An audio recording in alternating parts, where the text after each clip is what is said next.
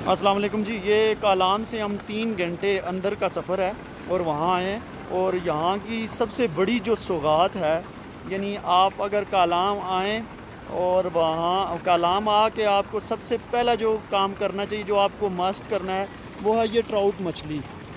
ये ठंडे इलाकों की फ़िश है और ये इसकी सबसे बड़ी ये खसूसियत है कि ये ठंडे पानी की मछली है।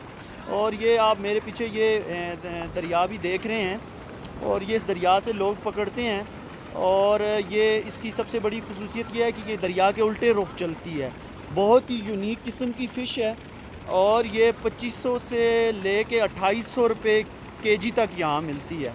तो अगर आप कालाम आएँ, कागान आएँ, नारान आएँ, तो आपने मस्ट हर सूरत ये ट्राउट फ़िश खानी है।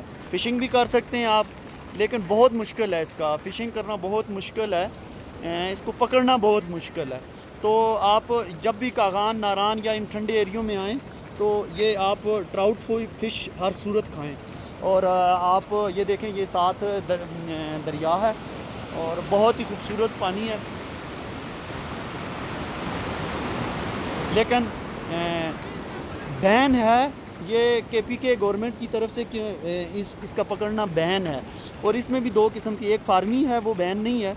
और जो दरिया की ये ट्राउट फ़िश है, इसको केपीके गवर्नमेंट ने बैन किया हुआ है, इसका पकड़ना बैन है।